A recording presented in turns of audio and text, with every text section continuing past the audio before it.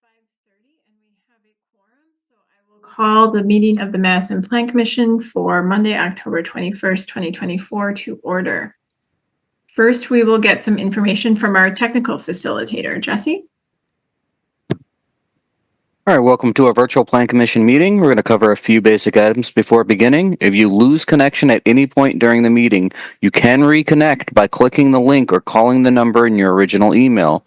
To members and city staff members, if you are able, please activate your video and keep it on for the duration of the meeting. Staff, if you are able, please activate your video when you are speaking. Use the raise hand feature when you'd like to be recognized to speak or ask questions. Staff, click raise hand when you are asked a question. The chair will do the best to call on committee members in the order in which their hands are raised. Lowering your hand will take you out of the queue.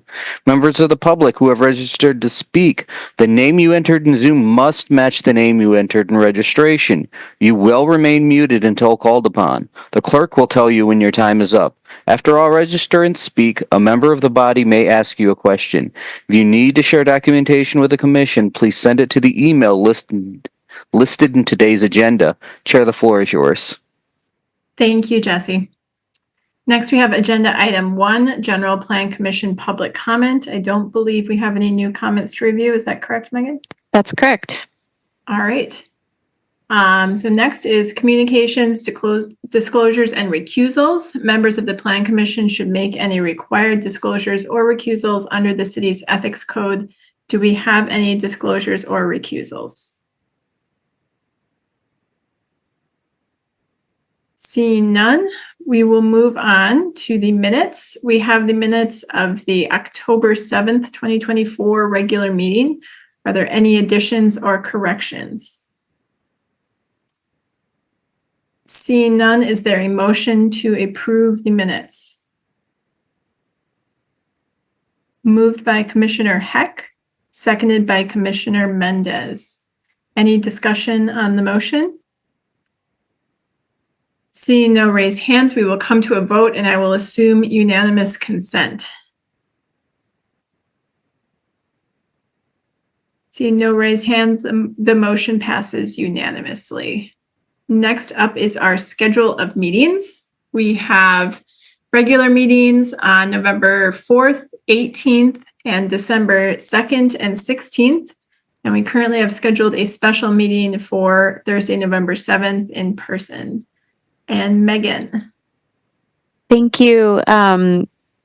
In consulting with the staff about the upcoming special meeting, we will send you more information about this very soon, but we are likely to recommend that we cancel that meeting just due to transition with a new chair and time to prepare both for the chair and the staff for topics for that agenda. And we'll work with the new chair to propose the schedule of special meetings for 2025, as well as topics. So we can talk more at the end of the meeting under business of members if the commission wishes, but just wanted to preview that, that we will be following up with a specific direction on that soon. Excellent. Thank you, Megan. All right, then. We are going to move next on to our special item of business, agenda item 2, Legistar 85688, election of Plan Commission Chair and Vice Chair. Commissioner Heck. Sorry. Thank you. I'd like to make a motion if that's appropriate. Please do. I would like to move that we elect Emily Nam as Plan Commission Chair. Assuming I'm saying your last name correctly. You actually say all the letters. So. Oh, Ganam. Yes, thanks. Okay, I actually looked online and I saw both versions. Thanks. All right, we have a motion. Do we have a second? Seconded by Alder Ugair. Any discussion? Seeing none, I will assume unanimous consent unless I see a raised hand to object. Seeing no raised hands, the motion passes unanimously. Welcome, new chair. Should I pass it over now, Megan, or do we want to finish this item? You're welcome to pass it over to Chair Ganam if you would like. Great. This All right. is, the ceremonial baton is being passed virtually. Thanks, Nicole. Thanks, everyone. And it's nice to see you all. I think my first order of business is election of a vice chair. And so I would ask if there's a motion on the vice chair.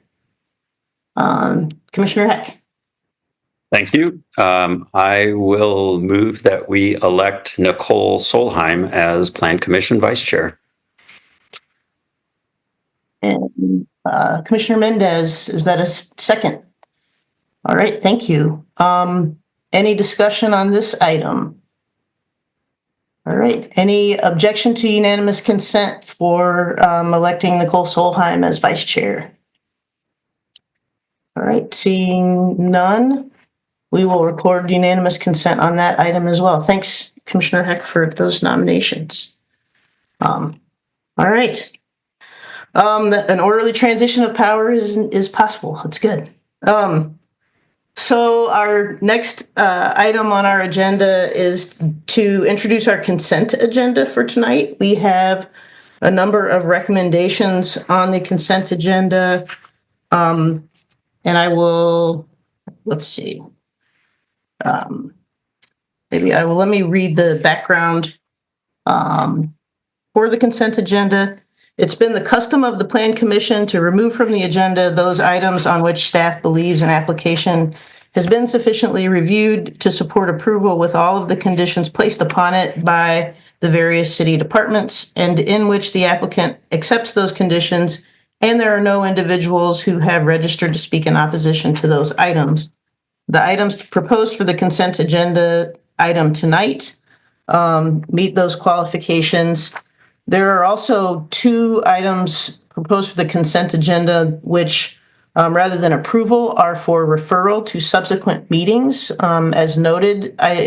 So approval items would be item 4 and 5, and then referral to November 4th would be items 9, 10, 11, and 12.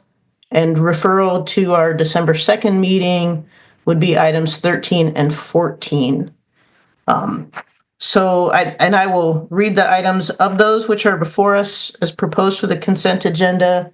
Are there any requests from the commissioners for separation of those items for separate consideration tonight? I will pause.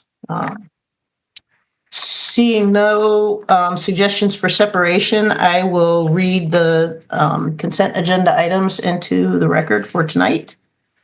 Starting with item 4, Legistar number 85183, and that is 961 through 967 South Park Street, consideration of a conditional use in the commercial corridor transitional CC-T district for limited production and processing to allow a bakery in an existing commercial building.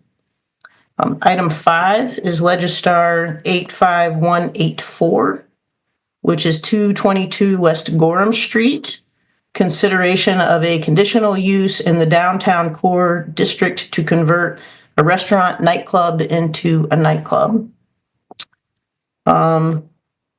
Those are the approval items. The referral items for November 4th would be item 9, Legistar 84997, 2430 to 2450 East Washington Avenue, and 10 through 16 North 7th Street. Consideration of am I going to read those, Megan? Remind me. Yes, okay. Consideration of a demolition permit to demolish an auto repair business, mixed-use building, single-family residence, and two-family residences. Item 10 is Legistar 85247, creating Section 28.022 through 00691 of the Madison General Ordinances to change the zoning of property located at 10 and 16 North 7th Street from TRC4, Traditional Residential Consistent 4, District to TSS, Traditional Shopping Street District. Item 11 is Legistar 84998, 2430 to 2450 East Washington Avenue and 10 through 16 North 7th Street. Consideration of conditional use in the proposed traditional shopping street, TSS district, and transit-oriented development, TOD overlay district for dwelling units in a mixed-use building with 61 to 100 units. Consideration of a conditional use in the TSS district and TOD overlay for a mixed-use building with less than 50% of non-residential ground floor frontage facing the primary street, including all frontage at a street corner, and consideration of a conditional use in the TSS district and TOD overlay for a building exceeding 4 stories and 60 feet of height, all to allow construction of a mixed-use building containing 260 square feet of commercial space and 76 apartments. And then item 12, Legistar item 85000, approving a certified survey map of property owned by Adams Properties LLC located at 2430 to 2450 East Washington Avenue and 10 to 16 North 7th Street. Finally, the items to be referred to the December 2nd, 2024 meeting to allow demolition permit application to be submitted by the applicant at the request of staff would be item 13, Legistar 84607, creating section 28.022 through 00685 of the Madison General Ordinances to change the zoning of property located at 4303 Portage Road from temporary TRU1, Traditional Residential Urban 1 District, to TRU1, Traditional Residential Urban 1 District in District 17. And finally, item 14, Legistar 84010, 4303 Portage Road, consideration of a conditional use in the proposed Traditional Residential Urban 1 TRU1 District for a multifamily dwelling with greater than 60 units to allow construction of a 3-story, 65-unit apartment building. All right, I will open the public hearing and close the public hearing for the consent agenda, confirming there are no registrants wishing to speak, and we will move to a vote. Is there a motion to approve the consent agenda?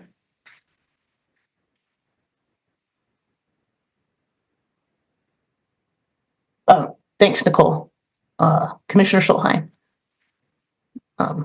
I'll accept that as a motion. I'll accept your hand as a motion to approve. Alder, you Gare, is that right? Perfect. I'll accept your hand as a second to the motion. And then is there any objection to unanimous consent on the consent agenda? Seeing none, we will treat that as passed unanimously in the minutes. All right, well done. So we have we will move to the individual items on our agenda. Starting with item 3, Legistar number 85182. And first we'll hear a presentation from planning staff. Thank you, Chair.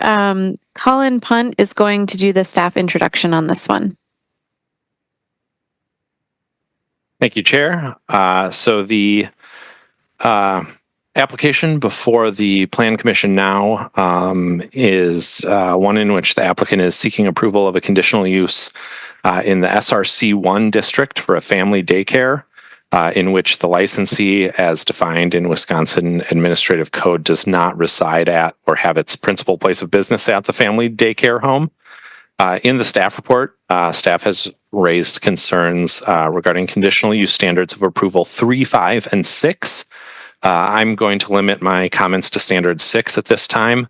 That standard states that the conditional use conforms to all applicable regulations of the district in which it's located. The supplemental regulations for family daycares are found in section 28.151 Madison General Ordinances and state that the family daycare home shall be the principal place of residence of the provider.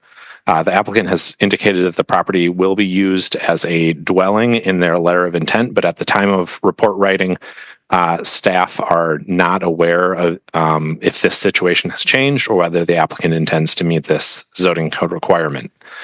In July, zoning staff visited and inspected the site and spoke to daycare staff. The daycare staff confirmed with the zoning staff that neither they nor the applicant lives there, as is noted in the staff report. As a result of that inspection, the applicant proceeded with filing the conditional use application. At the time of report writing, staff is not aware if this situation has changed or whether the applicant intends to meet the zoning code requirement. As such, staff believes that the standard of approval is currently not being met.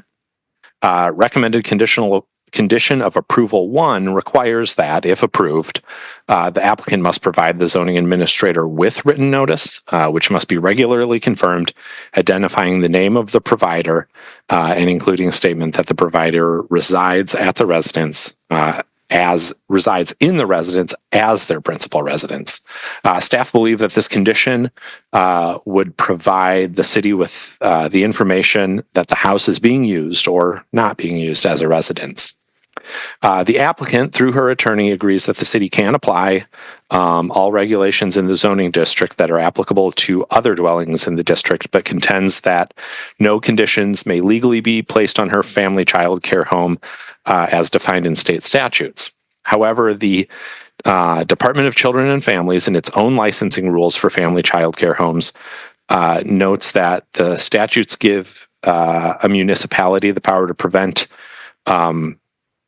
family child care center that is not being used as a residence from being located in districts zoned for residential use, unless the licensee is granted a conditional use permit, which is what they're requesting right now.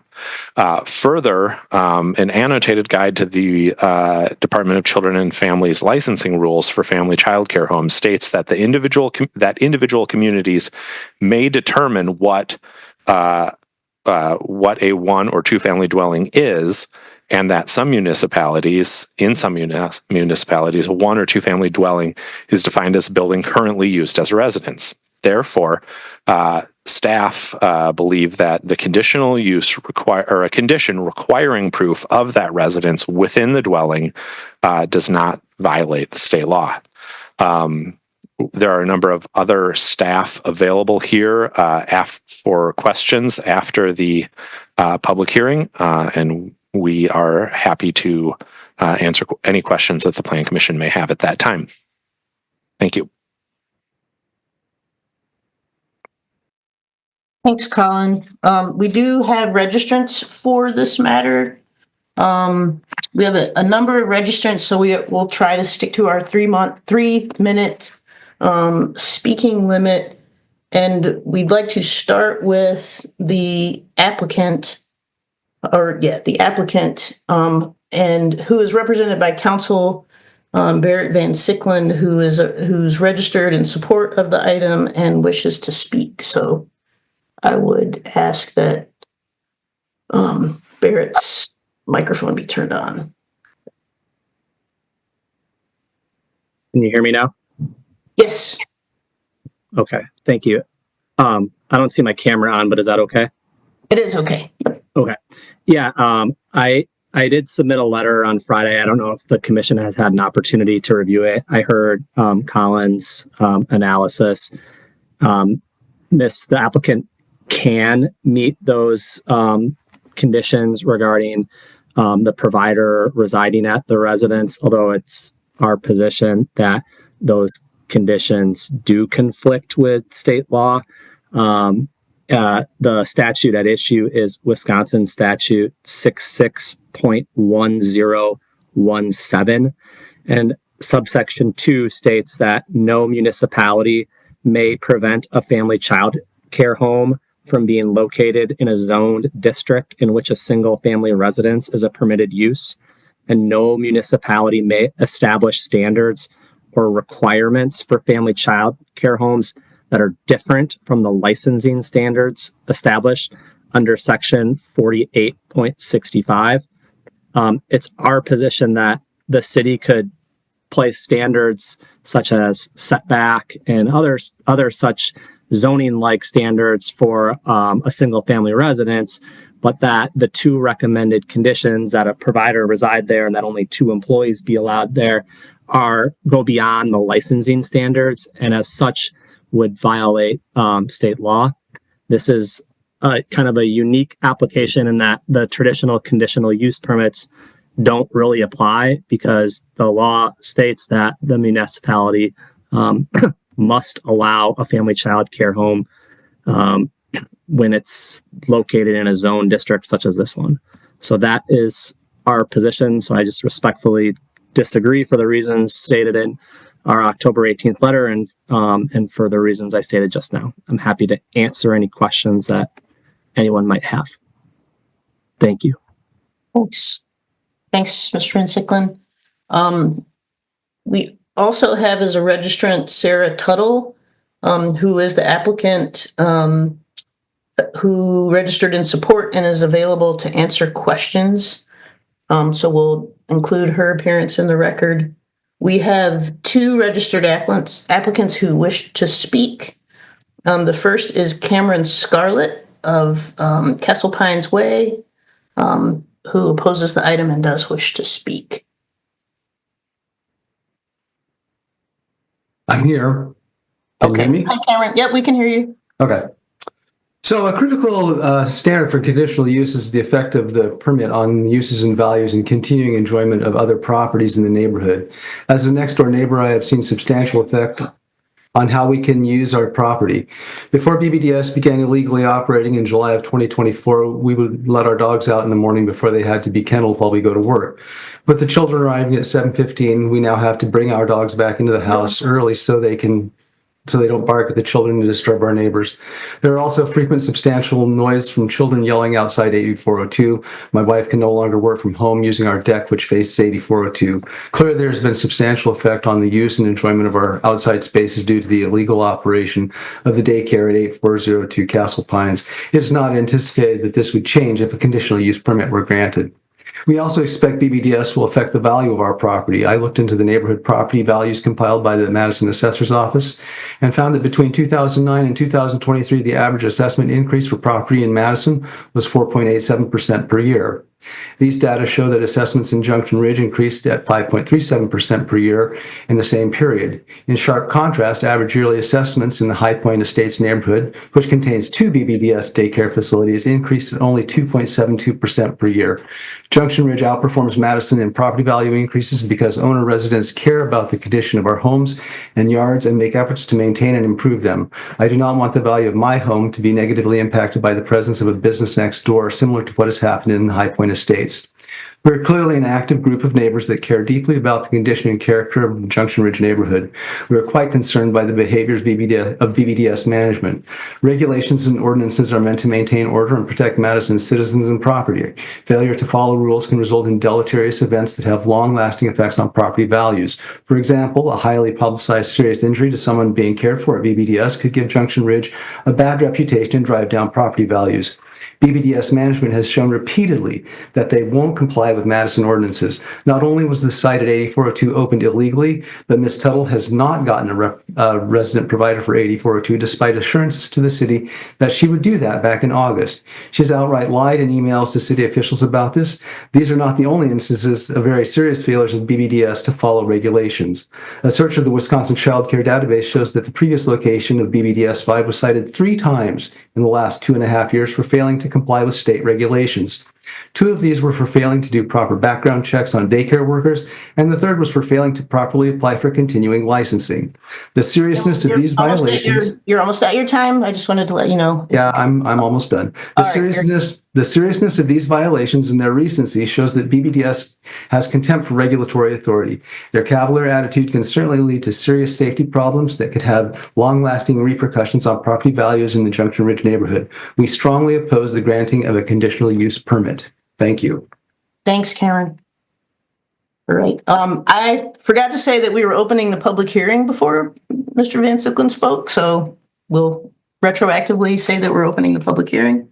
Our next registrant is Frederick Everett from Oakmont Drive in Madison, opposes the item and does wish to speak. So if we could give the floor to him, to Mr. Everett.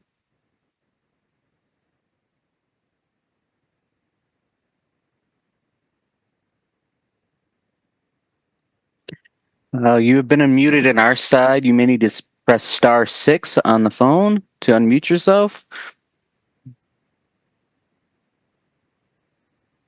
And Frederick, again, that's star 6 to unmute yourself to speak. There you go. It shows you unmuted. Can we hear you, Frederick? Thank you. Good There we evening. go.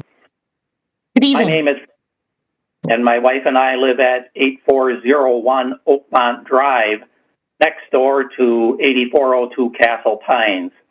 We purchased our home in 2001, and we purchased the home in a residential neighborhood, zoned suburban residential consistent 1. For the last 3 months at least, there has been a business operating, we believe illegally, next door at 8402 Castle Pines. We expected to live in a residential neighborhood, not a mixed-use neighborhood, or we would have bought in a mixed-use neighborhood. So we oppose the conditional use permit for many reasons, as outlined in Ms. Stapleton's letter and the reasons Cameron Scarlett just stated. I'd like to speak to you from a public policy perspective. There is a housing crisis in the United States that has been well documented. The federal government indicates that where there are 4 million houses, a 4 million house shortfall.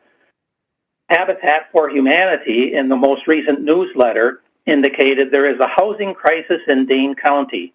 Housing production has not kept up with population growth, and too many of our neighbors can't find affordable apartments, can't buy their first home, and spend too much of their income on housing.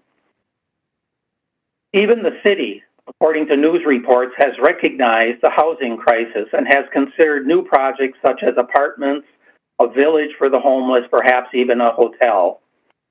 So my wife and I were absolutely shocked that the city would consider a conditional use permit and allow a non-resident entrepreneur take yet another house out of the existing housing stock in Madison. I think we can all agree that adequate housing is essential to a healthy community. So your choice is pretty clear. You can deny approval for a conditional use permit to a non-residence owner and preserve character of our neighborhood and give a Madison family a chance to raise their children at 8402 Castle Pines. Or you can grant the conditional use permit contrary to the wishes of the neighborhood so that a few affluent families, many of whom may also be non-residents, can house their children for a few hours a day in a home-like setting when there are many other options available. We learned just recently that the owner has indicated that no one intends to live there. No one has lived there. Mr. Everett, if you could wrap up, your 3 minutes have wound up. If you could conclude your remarks. No one has lived there in the 6 months since that home was sold. We would expect the city to make sure that the owners of 8402 Castle Pines be compliant with all city regulations, including building permits. There has been construction going on there every weekend. Thank you, Mr. Everett. We appreciate your comments. All right, we have a number of registrants in opposition to this item who did not wish to speak, and we have their information in our registration record. I will read the names though. We have Dayla Stapleton, Michael Stapleton, Jin Kai, Len Wiskowski, Amy Wong, John Wong, Mukta Nandwani, Amanda Westlake, Sean Powell, and Molly Kelly as registrants in opposition who do not wish to speak on this item. So those are our registrants. I would ask the commissioners if there are any questions for the registrants. If you have a question, raise your hand and we can make sure you get unmuted. All right, seeing no raised hands, I will close the public hearing portion of for this item. and then ask if there are questions for staff from the commissioners.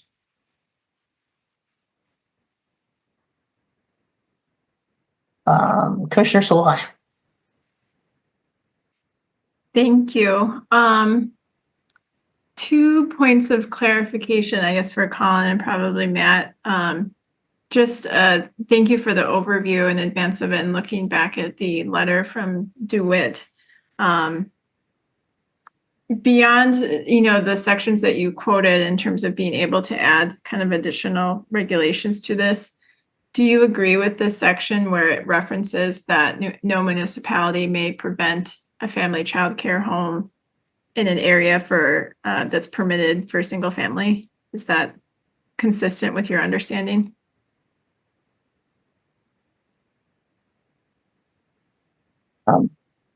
Megan, did you want to respond to that?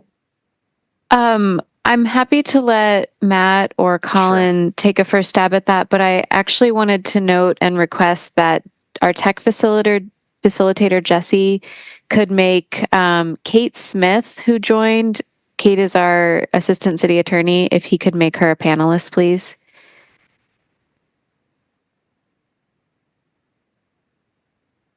Go ahead, Matt. I actually, just this is a question about the state law, and since Kate joined us, I think I'll just let Kate take this one.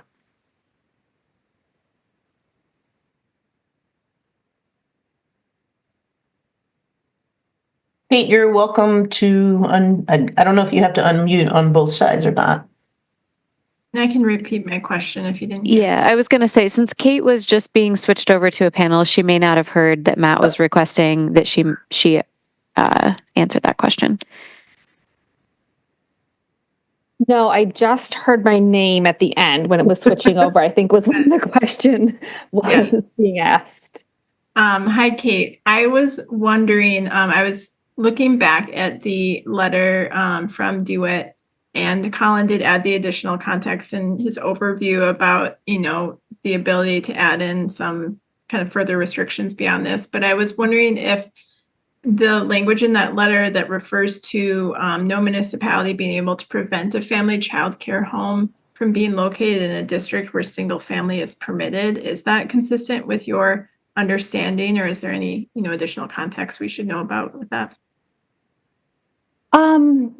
So I think that the additional context that I would add is that while that is what the state statute said, and I believe has said since the late 80s, early 90s, we also know from materials presented by the Department of Children and Family Services, which are the licensing body for all of these care facilities, that their interpretation of the statute is that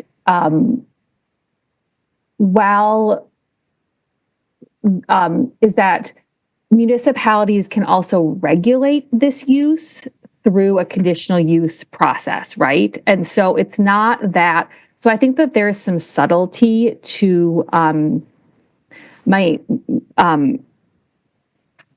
don't know if this completely answers your question, Commissioner Solheim, but I think that there is some subtlety here where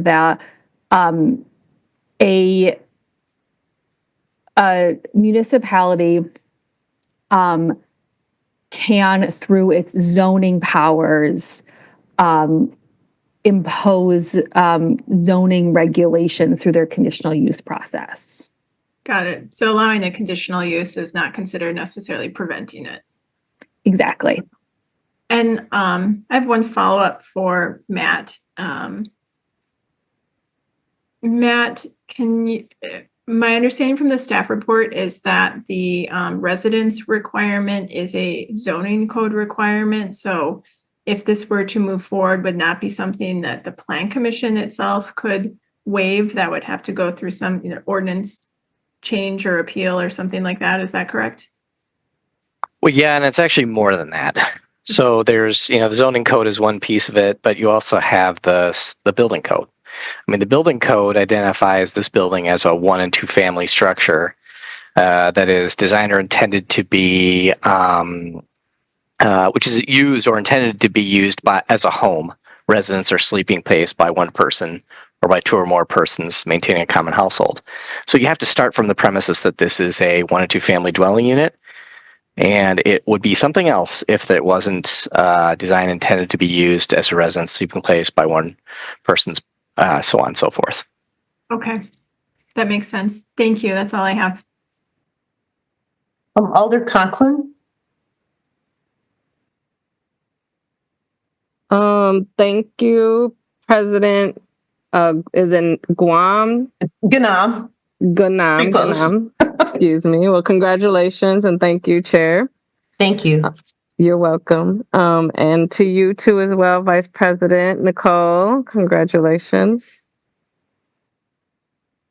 Asked Matt if he could tell the background on how we got here and why we're to this point, so folks can understand what we did to get to this point.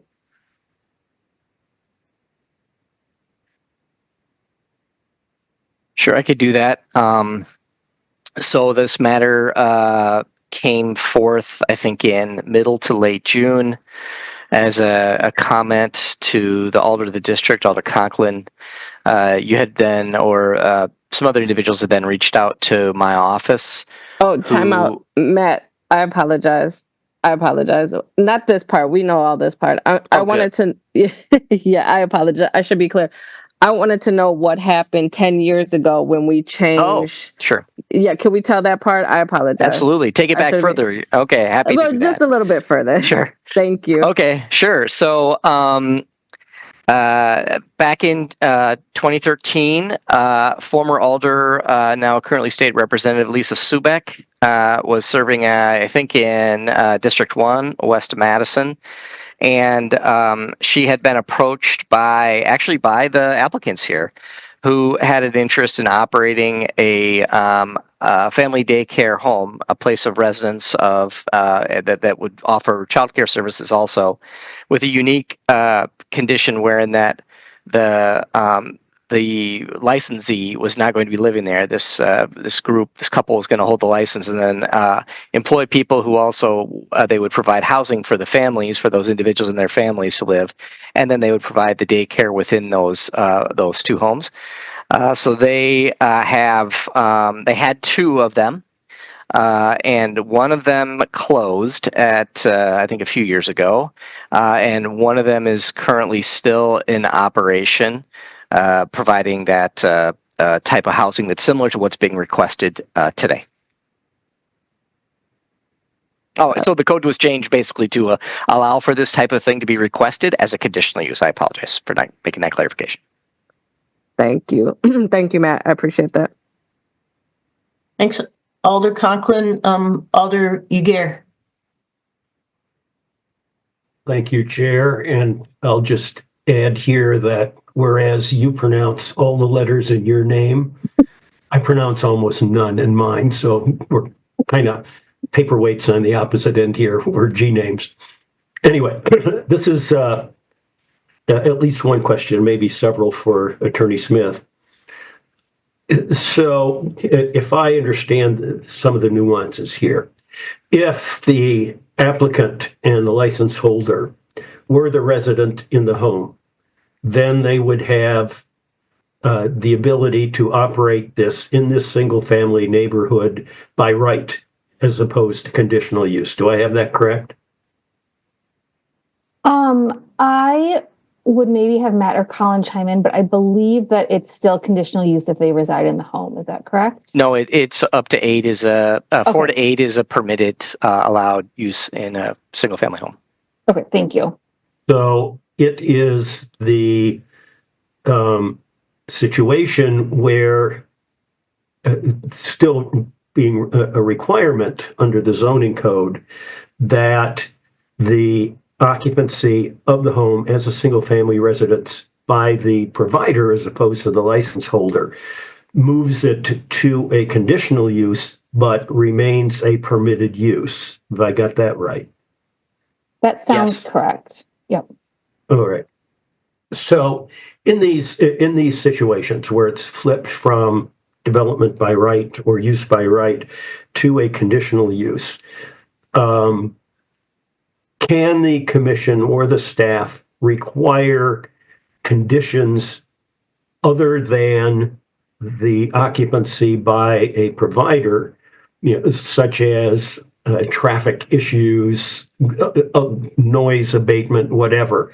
Once it flips to conditional use, can the planning commission or the staff impose requirements above and beyond what would be required if it were occupied by the license holder? So I am hesitant to say that would not potentially be quite a challenged area. I think that between taking a conservative read of the state statute is that you may impose conditions if they are related to how we are regulating that use within our zoning code, right? But we cannot impose other requirements or regulations beyond what is going to be part of their licensure under the Wisconsin Department of Children and Families Administrative Code. And so I read it conservatively that anything like a traffic or other requirement might run a risk of being contrary to that statute versus conditions that are related to the residency or the use of that property and who lives there. And I think that Matt and Colin also can do a good job explaining how conditions might illuminate for them that if this is being used as a residency or things like that kind of within that use. But I think if it's not directly related to that, I am hesitant to give you the green light. And another piece to always remember is when we are working in the conditional use space, any conditions imposed need to be substantially related to the use. So from I think giving a kind of a conservative reading of the staff report, the residency related things, I'm not as concerned about, but anything maybe above and beyond that, I think the Planning Commission, through their discussion would need to really articulate how they are substantially related to how the municipality needs to regulate the use here, which may be the case, right? Like you folks may explain that and make decisions based on that, but that might be more challengeable than, say, a more conservative read on the uses. Okay, and then finally, Attorney Smith, counsel for the applicant has asserted here tonight that notwithstanding our zoning requirement that there at least be a service provider occupying it as a single family home, that counsel asserts that that is prohibited by state law. Would you comment on that, please? I don't think I agree with that. I think that is that there is, like I said, kind of subtlety to this. And I will say that when in preparing for tonight's meeting and in talking with staff, I did do some research on if there had been kind of case law in this area, and I couldn't find any during my research for it. So we don't really have any guidance to what a higher courts might determine is falling in the bucket of allowable zoning regulations under the state statute, unallowable restrictions.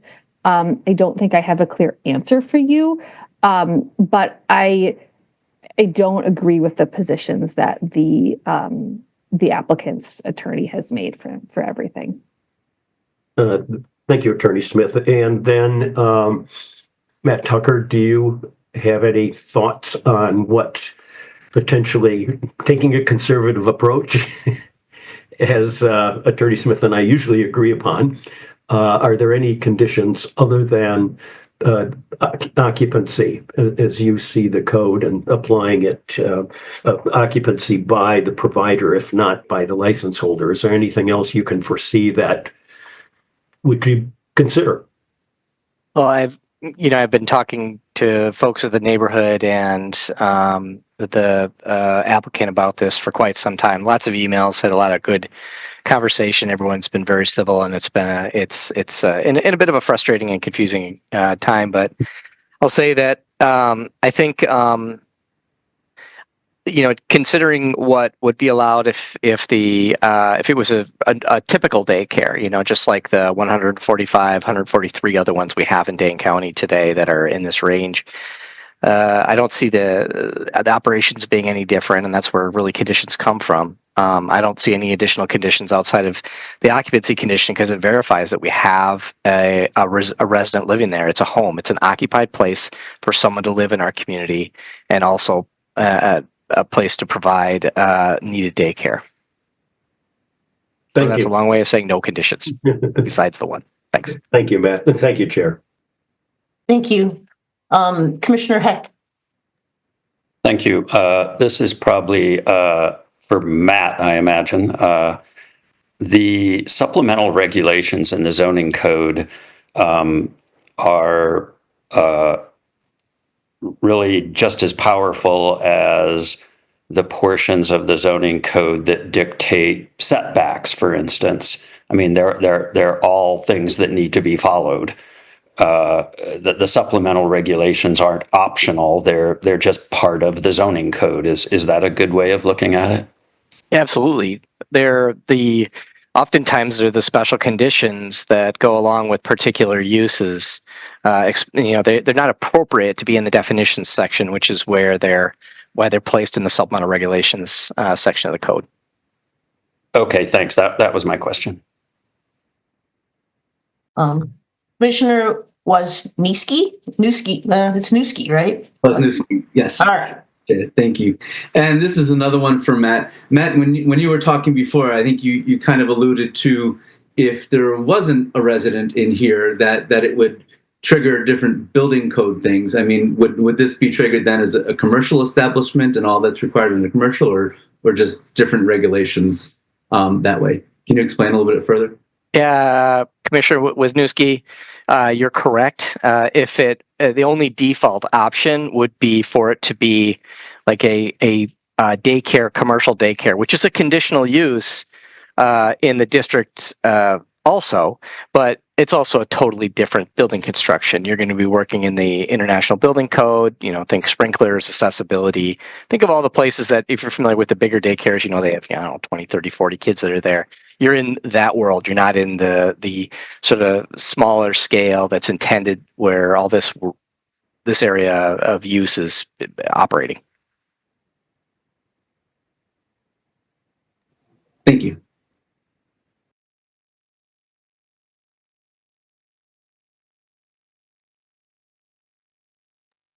Chair, you're on mute. Sorry, I had a dog visit. So yes, any other staff questions from the commissioners? All right, are we ready for, is anyone ready to make a motion on this item?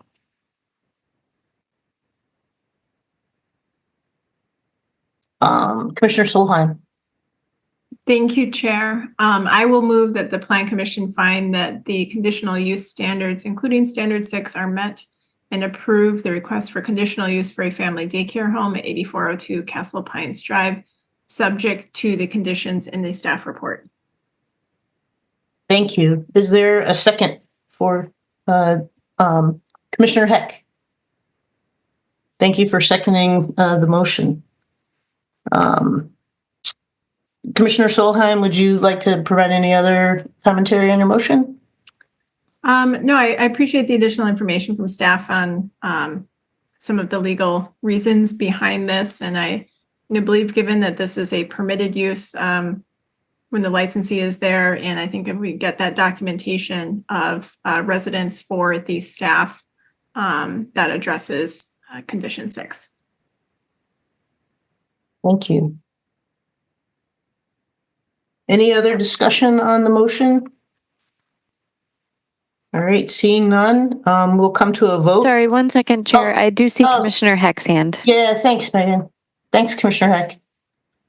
Thank you. I just wanted to add one quick point, that because I think some of the neighbors are concerned that this is taking a house out of use as a residence, and the motion and the condition of approval that require the operator, the provider to live in the house, don't support that contention. It's actually providing housing for the provider, and I think that the neighbors, I understand some of their concerns, but I really think that having the provider living in the unit will help and be a service to the neighborhood. Thanks. Thanks, Commissioner Heck. Alder Conklin. Thank you, President Chair.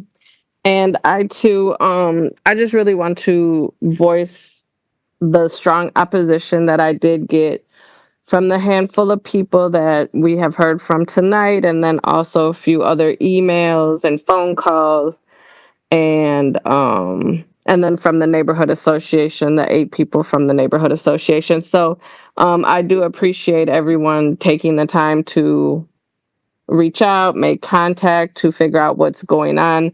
This was a learning experience for all of us.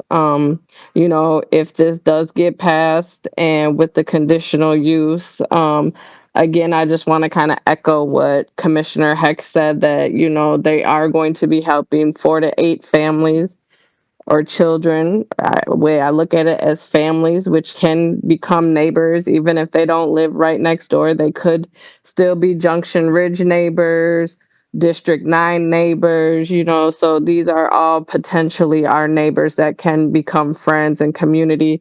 So if this does pass, I hope, that we can just build this relationship and grow and be a forthcoming and happy neighborhood, and we can all get along. But I appreciate the staff and really helping and guiding us to get to this point where we're at today. So thank you. Thanks, Alder Conklin. Any further discussion? Should we call for a vote? Is there any objection from the commission to unanimous consent for this item as motioned by Commissioner Solheim and seconded? All right, seeing none, the motion passes unanimously. So thank you. Thanks for the respectful discussion for everyone who came out this afternoon, and for all of the background work that staff has done. So I appreciate that. We have one other group of items on our agenda, and that so items 6 through 8 on our agenda are related, so we will consider them together in one public hearing, but then we'll do separate votes for each item as we get to the end of them. Megan, I read all 3 of them and then we start off. Is that okay? All right. Item 6 is Legistar 85001, 623 Shoe Road. Does that sound like the right way to say it? Shave. Excellent. Anyway, we'll think about the language of origin for that one. Shave Road. Formerly 3978 Shave Road, consideration of a demolition permit to demolish a single-family residence. Item 7 is Legistar 85248, creating section 28.022 to 00692 of the Madison General Ordinances to change the zoning of property located at 623 Shave Road and 10,122 White Fox Lane from temporary A agricultural district to TRP, traditional residential plan district. And then item 8 is Legistar 85032, approving the preliminary plat and final plat of the Crest at Eagle Trace on land generally addressed as 623 Shave Road and 10,122 White Fox Lane, and all in District 9. So first, I think we have a planning staff presentation to introduce the item. Yes, thank you, Chair. So again, the three items before the commission now are the rezoning, the preliminary and final plats for the Crested Eagle Trace, generally addressed on Shave and White Fox Lane, as well as the demolition permit of the existing home. The plat calls for 45 lots, including 9 lots for single-family detached residences, 36 lots for 18 two-family twin homes, and an outlot for stormwater management. All the proposed lots are proposed to be zoned TRP and accessed by public alleys. The proposed plat is generally consistent with the uses and development patterns recommended in the Elderberry Neighborhood Development Plan. Further, staff believes that the proposal conforms with the TRP approval standards. Regarding the requested demolition permit, the house at 623 Shave Road is only about 20 years old, but cannot be incorporated into the proposed subdivision layout or be feasibly relocated. The Landmarks Commission found that it has no historic value, and staff believe that the standards for demolition permits can be found met. The only recommended condition of approval that I will mention here is one requiring that the applicant save the large tree adjacent to Shave Road throughout implementation of the plat. A recommended condition would require the applicant to submit a preservation plan for that tree, which I believe the applicant has agreed to. If there are questions after the public hearing, again, very happy to answer those. Thanks, Colin. We do have a registrant on this item, so I will open the public hearing. And our registrant is, for item 8, is Kristen Friel, who lives in District 9 on Burnt Sienna Drive. Neither supports nor opposes and does wish to speak. So, Kristen, it looks like your microphone or your mic is unmuted and you have the floor. Thank you. Thank you for this opportunity. I am a resident at 626 Burnt Sienna Drive, which is part of the Cottages at Chapel View condominiums. I'm also a member of Middleton Community Church located at 645 Shave Road, which is directly north of the property in question. I do want to say that I appreciate the recommendation that that large tree be saved, and I'm glad to hear that the developers are willing to keep that. As a resident, I'm somewhat selfishly disappointed in losing the beautiful barn and the agricultural field to this property, but I, as a citizen and also a member of the church, we realize the need for housing in the Madison area and the efficiency and affordability of more dense housing. Having said all of that, there are, in addition to that one beautiful tree, there are a number of very tall pines along the north edge of the plot in question, which are parallel to the Shave Path, which was a path built by Encore and the city of Madison back in approximately 2020. So it's a walking and bike path that gets heavy use by not only neighbors in our immediate community, but also from Blackhawk to the north of us and some surrounding areas. So a number of large pines on the north and the east sides of that property along that path. And based on the pictures that I've been able to see of the proposed property, it looks like all of these will be taken out. Again, as a neighbor and as a member of the church, we respectfully request that these trees, which provide a natural buffer between property as well as a natural ambiance and aesthetic along that path, that they be protected in spite of the development. We welcome the additional neighbors, but think that those trees offer quite a bit to the neighborhood overall, as well as surrounding, providing habitat for surrounding animals, et cetera. So that's really my one request to the to the commission as this plan moves forward, and we'll respectfully end with that. Thanks for coming out. Thanks, Kristen. Appreciate it. There is one other registrant for item 6 here in support of the item, and available to answer questions is Brian Munson of East Lakeside Street.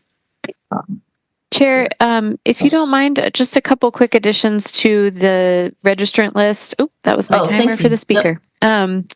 We do have Brian Munson, who is here representing Viridian Homes. We also had a late registrant, Matt Brink, who is here available to answer questions representing Viridian Homes. And under item 7, Dan Day, also available to answer questions representing Viridian Homes. Thanks, Megan. Are there questions for any of our registrants from the commissioners?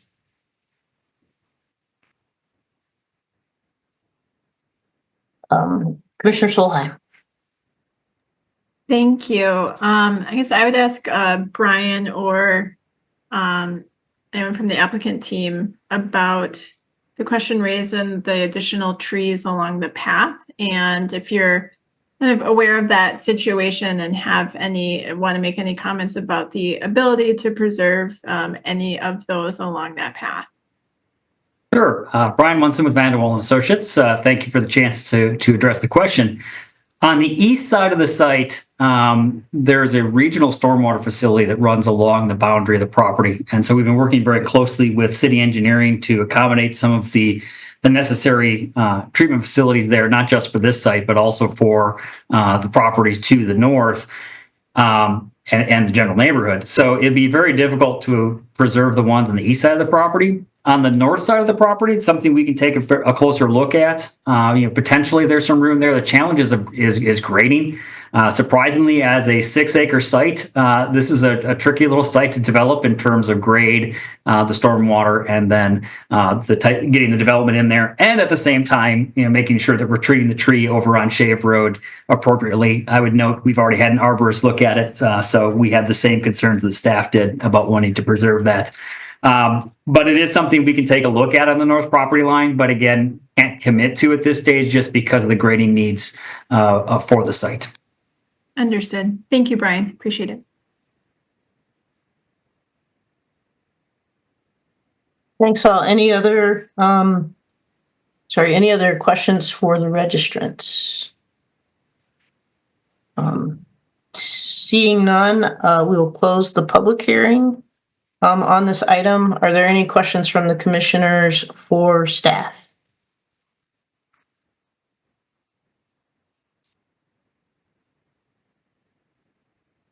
All right, if there are no questions, would anyone like to make a motion we'll start with item 6. Would anyone like to make a motion on item 6, which is the demolition permit?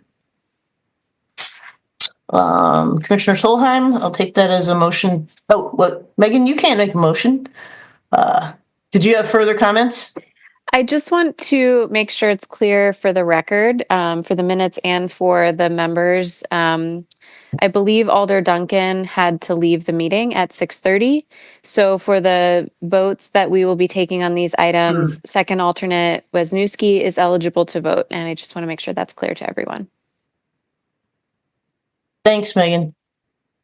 All right, Nicole, did you want to speak to your motion specifically, or just a motion to approve item 6? I will make a motion to approve item 6, the Plan Commission finding the standards for demolition permit are met to demolish a single-family residence at 623 Shave Road, subject to the conditions in the staff report. And I'll add one condition, which is more relevant to the later items, that the applicant work with staff to determine if any of the trees on the northern portion of the property line can be maintained during construction.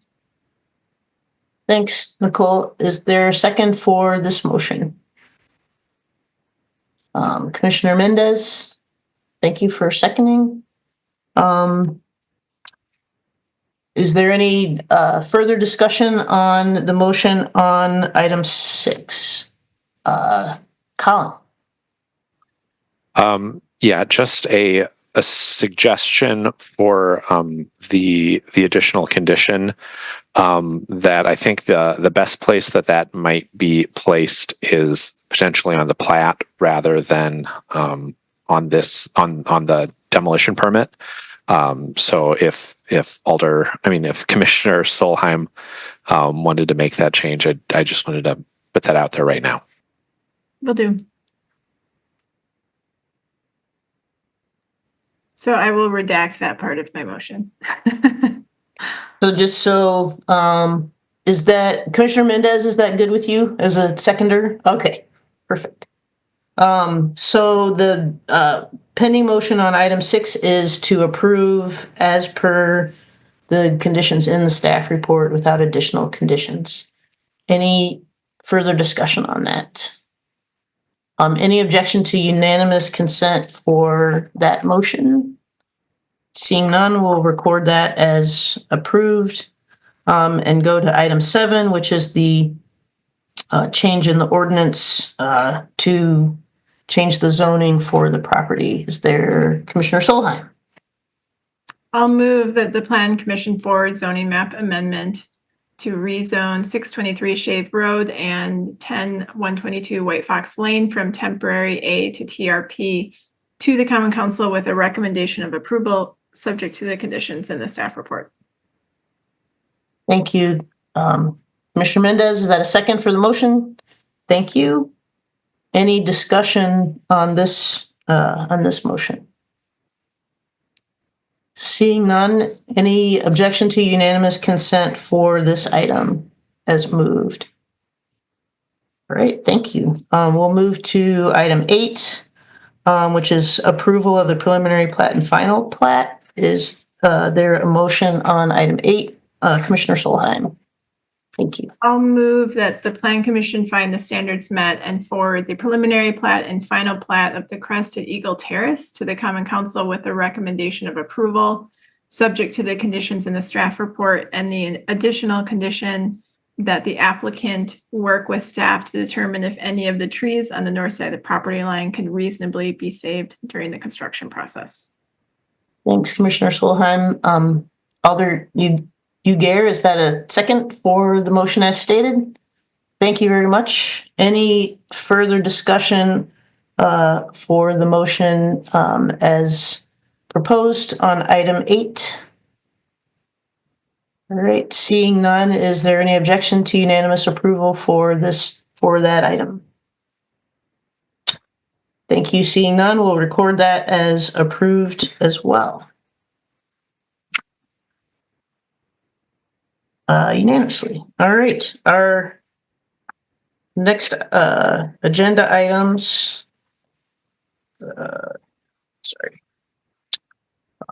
We would go to the business by members portion of the agenda, and I think maybe the first thing we ought to discuss, as Megan suggested, is the meeting on our schedule for November 7th. And what, I had a conversation with Megan and her team this week. We don't have any burning items that we're prepared to put on an agenda for November 7th, but wanted to have a discussion with the commissioners about whether we want to have that meeting or whether it could be canceled.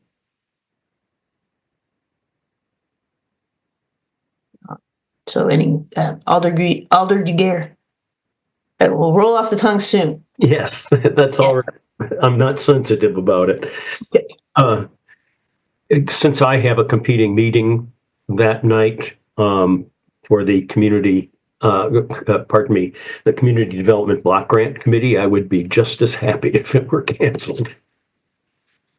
Great. Thanks. Commissioner Solheim.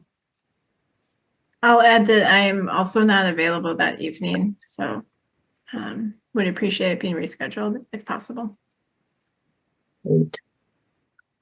I don't know that we need a motion, but does anyone object to canceling that meeting, understanding that we'll put together a quarterly in-person agenda for 2025 and circulate that as soon as that's ready?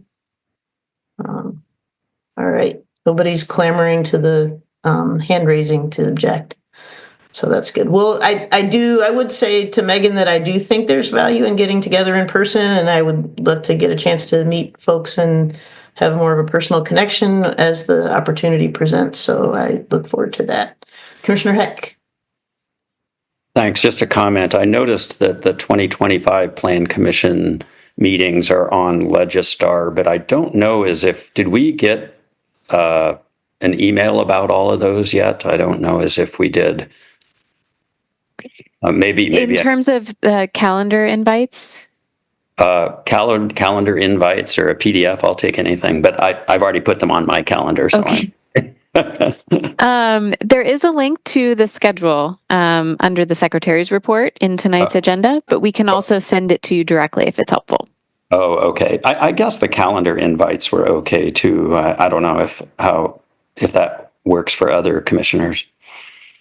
Just wanted to make sure that was coming, that people were aware of that. Thanks. Sure. Yeah. And I can definitely check on that and make sure that those are forthcoming.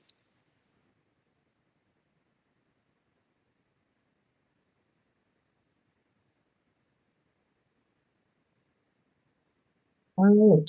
Any other business by members? Anything anyone wants to raise? All right. Then we can move, I think, to the secretary's report. So Megan, take it away. All right. Thank you. In addition to sharing that we have that 2025 schedule set for both the Plan Commission and Urban Design Commission, just a couple things to note here. In terms of recent council actions, the council did approve a number of projects that the Plan Commission recently saw, including 702 to 750 University Row. This is the digestive health clinic expansion that you all saw a few meetings ago. The council approved that amended plan development and the certified survey map. The council did also approve the rezoning of 346 East Lakeside Street, which was to rezone a portion of land in the Olin Turville Park to parks. And also approved the final plat for Starkweather Plat at 3450 to 3614 Milwaukee Street. That was something you saw at your very last meeting. In terms of upcoming matters, I won't read this all, as I have promised in the last few meetings that I wouldn't, but just a couple things to call your attention to. You'll see a number of big projects coming, we anticipate coming on your next few meetings, including right now scheduled for your November 4th meeting, a project at 619 to 699 West Mifflin Street. I've mentioned this before. There will be several actions, including demolitions, rezonings, and conditional use and certified survey maps associated with the construction of a 10-story, 239-unit apartment building. Also at your next meeting, we anticipate that you will be seeing another request, I think, related to a family daycare, just like you saw tonight. So be on the lookout for those agenda items. And we'll just call your attention to the list of items under the November 18th meeting. Several larger projects, including the Hill Valley subdivision, which will be one of the larger proposed residential developments for the city in its recent history. So all of those are linked. Many of those have some of the documents already associated with them on Legistar if you want to start looking into them, and happy to answer any questions as the staff reports come out in those future meetings. And that's all, Chair. Thank you. Thanks, Megan. And announcements is the next item on the agenda, and you know what? We didn't talk about what announcements might be. So is that an open item, or were there particular announcements? All right. That's a great question. if any commissioners want to jump in, I don't think I've seen many announcements, but I did just want to take a quick opportunity to say thank you to Emily Ganam for stepping up to be our new chair, to Commissioner Solheim for continuing to serve as our vice chair, and congratulations to Sarah on Sarah, Anjali, and their reappointments, and welcome to Darren on his joining the Plan Commission. So I know there's been a lot of transition right now with my coming on board and with a new chair and some new commissioners, but really appreciate all of you for your level of engagement with all of the work that we're doing as a commission, and really appreciate working with you and look forward to working with all of the new members as well. Thanks, Megan. I would also like to say thanks to Nicole and to Liddell in her absence for helping prep me and facilitate a smooth transition. And I know, I don't know if there's time for formal recognition for Liddell, but I think that she's given able service to the city on this commission. And so I would want to state that publicly here as well. So I think that is our full agenda, if anyone would like to make a motion to adjourn. All right. Commissioner Solheim, thank you. And Alderfield, thank you. Any objection to unanimous consent on the motion to adjourn? Seeing none, we will stand adjourned. Appreciate it. Good night. Thank you. Everybody.